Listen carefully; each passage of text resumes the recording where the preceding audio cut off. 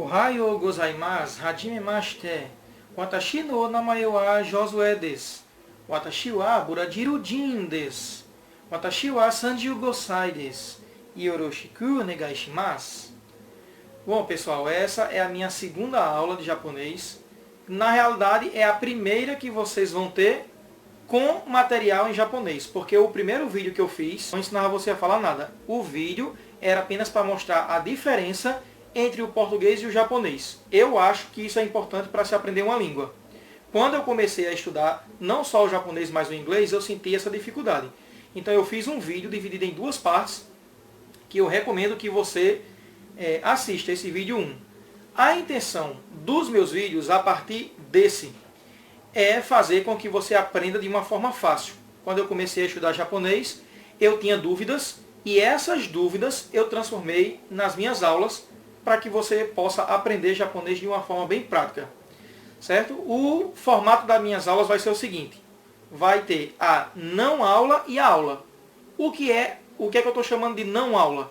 É quando eu estiver dando essas explicações, que aliás, nas próximas aulas, eu vou mostrando cada vez mais detalhes da diferença entre o português e o japonês.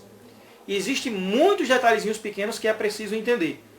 Quando eu estiver explicando esses detalhes, que é o que eu estou fazendo agora, é o que eu chamo de não aula. A tela vai estar limpa. Quando eu estiver realmente dando aula e ensinando, a tela vai ficar com esse contorno, certo? Conforme o tempo for passando, você vai entendendo o que existe nesses contornos. E no início de cada vídeo meu, eu vou colocar esse aviso aqui. Por quê? Porque se você estiver assistindo a aula 5, é bom que você já tenha assistido a aula 4.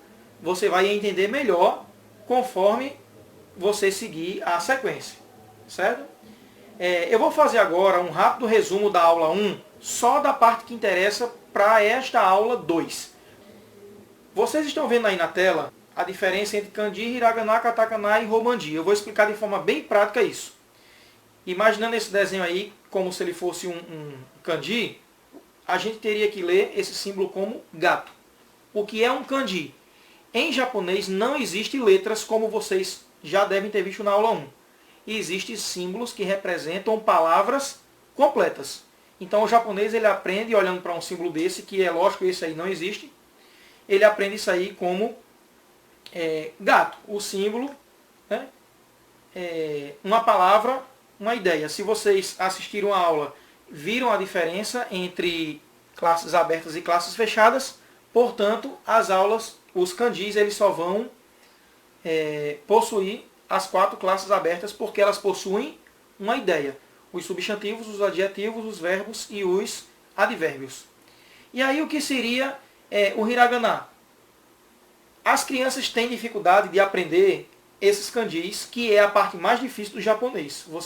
Você e eu temos que ir em câmera lenta na hora de aprender esses kanjis. Então eles criaram um silabário, né, as sílabas básicas para formar palavras. Então a criança na escola, e é a primeira coisa que qualquer pessoa que está aprendendo japonês deve aprender, são os hiraganais.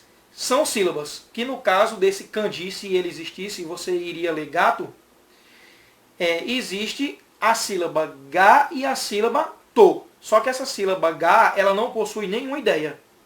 Ela serve para todas as palavras que possuem esse som. Ga. Certo? Dê uma olhadinha nesse kanji aí. Esse kanji, que são essas letras bem desenhadas do japonês, que provavelmente esse é o kanji mais tatuado nas pessoas, ele é lido, esse kanji ele vai ser lido como ai. Tanto você pode escrever esse kanji dessa forma, que eu vou ensinar a escrever não só esse, mas outros, como você pode escrever também em hiragana pegando as sílabas a, i, como vocês estão vendo na tela aí agora. Certo? Os dois são lidos, ai.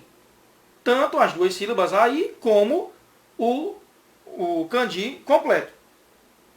Um detalhe importante da língua em relação aos hiraganais é que não existe sílaba tripla, certo? Como vocês estão vendo agora na tela, tra. Então eles vão transformar esse tra em 2 sílabas. Tu, Ra. Como a quantidade de sílabas é limitada, o máximo que uma sílaba em japonês possui são 2 letras, então a quantidade de sílabas é reduzida. Aqui no português a gente tem sílabas até com 5 letras, que é o caso de trans, de transporte. T-R-A-N-S. Isso não existe em japonês, certo? Então, já que as sílabas dele só podem ter 2 letras no máximo, o total de hiraganais, que são as sílabas que as crianças aprendem na escola, a primeira coisa que eles aprendem são os hiraganais, existem 46, certo?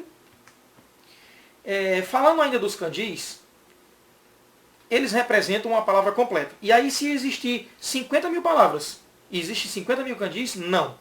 Porque existe os kanjis primitivos e os kanjis derivados.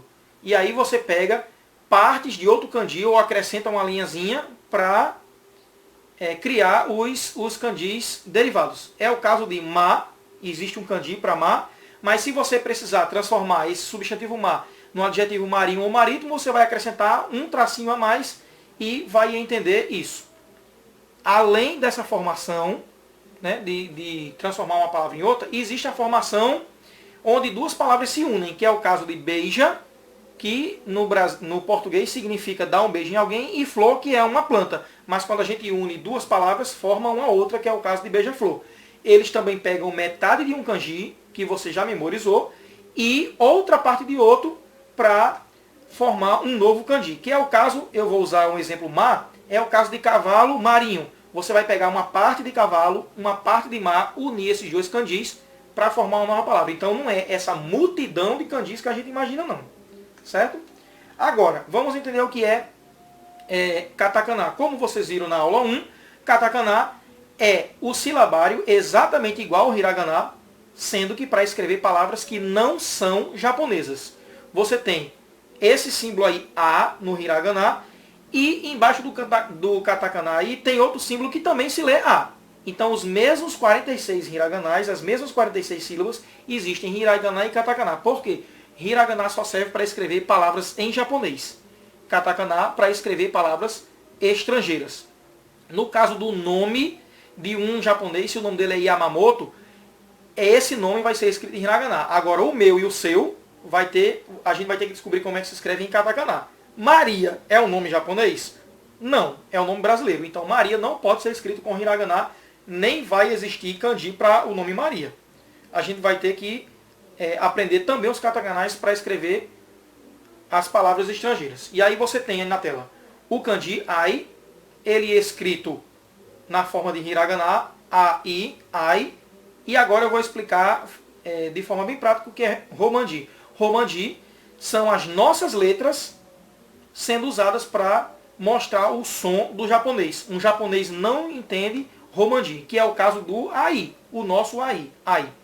Um japonês não consegue entender isso, mas para que nós que somos do Ocidente possamos aprender, a gente usa as letras. Vocês podem ver nas aulas de japonês como está escrito aí kanji, hiragana, katakana e romanji, está escrito com as nossas letras. Está escrito em romanji e em letras de músicas também. Muitas músicas que eu aprendi, as músicas vinham em romanji. Tá certo? Vamos começar a aula de hoje e aparecendo, né, o contorno da tela. Nós vamos começar com bom dia. Hoje, na aula de hoje, a gente vai ver uma apresentação pessoal. Certo? Começando com essa frase que está na tela aí, que significa bom dia. Ohayou gozaimasu. Ohayou gozaimasu. Bom dia. Segunda frase. Hajimemashite. Essa frase significa prazer em conhecer. Hajimemashite. Eu não estou escrevendo com hiragana porque essa é a primeira aula, mas a lógica é que nas próximas aulas venha o romanji, que são as nossas letras, com hiragana embaixo. Prazer em conhecer, hajimemashite. Como eu digo o meu nome? Watashi, eu, no. Eu vou explicar em outra aula o que são partículas, mas o watashi no significa meu. Namae, nome. Nessa linha eu vou colocar o meu nome e esse wa também é uma partícula, vocês vão entender o que é partícula depois. Des é o verbo ser, porque o verbo vem sempre no final da frase. Então essa frase vai ficar Watashi no namae wa Josué des. você só vai trocar e colocar o seu nome. Watashi no namae wa desu. Essas duas palavras que estão aparecendo aí é o seguinte. O watashi não é um pronome, porque não existe pronome em japonês. Ele é considerado como um substantivo, certo? Uma pessoa. Então esse watashi é usado por mulheres. Pelos homens é para ser usado ore ou então boku. Eu já vi em outras aulas as pessoas afirmarem que boku é mais usado pelos homens. Mas onde eu vi, eu vejo sendo usado ore. Certo? Então, ficaria ore no namae wa Josué desu por um homem, boku no namae wa Josué desu. Mas o watashi pode ser usado por ambos. Eu estou colocando ore e boku só para vocês saberem que o watashi é feminino, ore e boku são masculino, mas o watashi hoje em dia está sendo usado por ambos os sexos. Certo? Como é que eu digo eu sou brasileiro? Watashi wa buradiru jin desu. Watashi, eu, Buradiru, Brasil, o país. Quando você acrescenta esse jin, ele transforma o país na nacionalidade. Então, qualquer pessoa que for falar sua nacionalidade vai dizer o nome do país com esse jin, des, sou. Watashi wa Buradiru jin desu. Certo? Watashi wa 35 sai desu. Eu tenho 35 anos. Watashi, eu, 35, 35. E esse sai quer dizer anos de idade. E des, eu sou, ou eu estou. Certo? Na próxima aula eu vou ensinar como lidar com os números. Essa é a terceira aula. 35 anos. Watashi wa 35 sai desu. Yoroshiku onegai shimasu. Essa frase ela é usada depois que você já se apresentou, que você já disse o seu nome. E ela quer dizer o seguinte. Yoroshi é o adjetivo bom. Quando você acrescenta esse finalzinho ku em Yoroshi, se torna o advérbio bem. Onegai significa o verbo desejar e shimasu, fazer. Então, onegai shimasu, faça-me um favor. Quando você junta Yoroshiku onegai shimasu, e se vocês assistirem qualquer jornal, vocês vão escutar essa frase sendo dita direto. Yoroshiku onegai shimasu é me trate bem ou vamos nos tratar bem. Quando é que essa frase é usada? Quando você acaba de conhecer alguém, você diz no início prazer em lhe conhecer, hajime mashite, e quando acaba a apresentação, yoroshiku onegai shimasu. Certo? Tanto, você pode usar também quando você for fazer negócios, quer dizer, eu espero que você me trate bem e que a gente se dê bem nos negócios, e no início do ano. Nós brasileiros dizemos Feliz Ano Novo, desejando um ano novo de prosperidade. Eles dizem Yoroshiku onegai shimasu, dizendo assim, bom, o ano passado a gente se deu bem, vamos se dar bem esse ano também, certo? O texto completo ficaria Ohayou gozaimasu, hajime mashite, watashi no namae wa Josué desu, watashi wa Buradiru jin desu, watashi wa 35 sai desu, yoroshiku onegai shimasu. Eu vou ler agora com ore e com boku só para vocês verem, mas eu não vejo isso sendo usado. Ohayou gozaimasu, hajime mashite, ore no namae wa Josué desu, ore wa Buradiru jin desu, ore wa 35 sai desu, yoroshiku onegai shimasu. E agora com boku. Ohayou gozaimasu, hajime mashite, boku no namae wa Josué desu, boku wa Buradiru jin desu, boku wa 35 sai desu, yoroshiku onegai shimasu. Mas eu recomendo que vocês peguem o primeiro texto com o watashi, memorizem. Eu espero que vocês tenham gostado dessa primeira aula.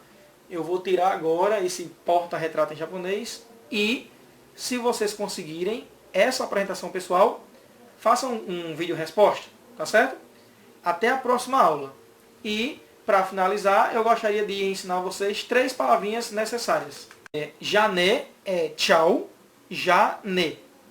Bye bye também é tchau. As pessoas confundem sayonara como sendo tchau, mas sayonara é adeus, quando você for passar 1, 2 anos longe da pessoa. Bye bye, esse bye bye deve ter vindo do inglês, mas se escreve assim, do jeito aí. E matane quer dizer até logo. Então, eu espero que você tenha gostado da aula. Matane!